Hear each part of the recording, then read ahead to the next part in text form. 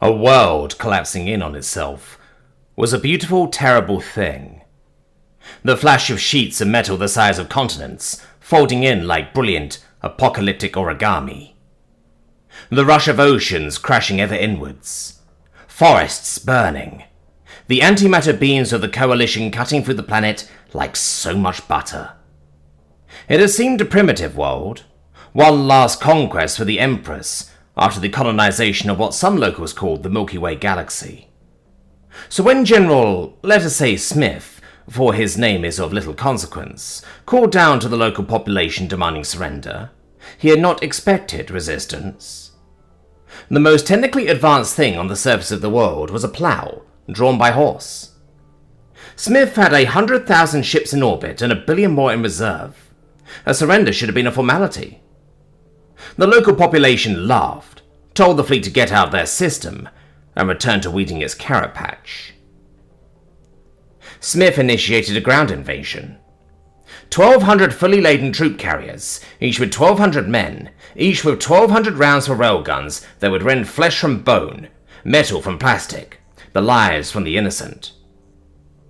The local population picked a slingshot, dug up a pebble from just below the planet's surface, and shot it straight through each of the ship's reactors. Smith realized at last that something was not as it seemed. The pebble, as far as their scans could tell, was just that. Yet it hovered ominously in the air, having darted from reactor to reactor and blown 10 million of the Empress's men out of the air. The local population moved on to weeding the potatoes. The asteroid belt began to close around the fleet. They were, as far as Smith's ships could tell, just rocks.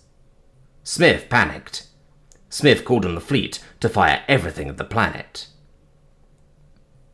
The local population vanished from the surface of the world, the ground swallowing him up moments before the antimatter beams roasted his prized turnips, atomized his favorite potatoes, and scattered the ashes of his carrots into the wind.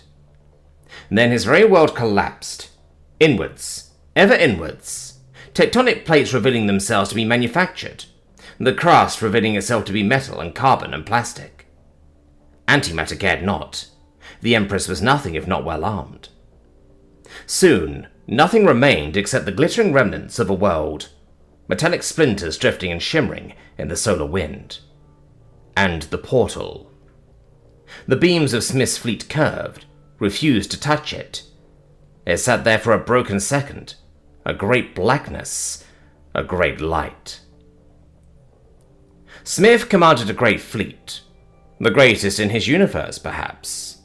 1 billion ships, perhaps more. It mattered little. Smith died simply. The fleet pouring through the portal outmassed the sun, so the sun came to the fleet. Smith was in the way. Smith's fleet died simply. Antimatter beams cared little for armor or shields or such like. The Empress proved harder to kill, in the way gods tend to be, yet she still died. The human military was disappointed in a way. The whole engagement had ended before they had gotten permission to engage through the bureaucracy. The local Universe-class's police department could use the practice, true, but they had new weaponry they'd been itching to test. The local population, a middle-aged man named La, returned to his home after a week of frantic rebuilding. His prized carrots did not recover in time for the annual gardening competition, and he, most tragically, lost the title he had held for the last century. Still, his potatoes came second. The new and experimental sun he installed in the system, to encourage their growth, seemed just the trick.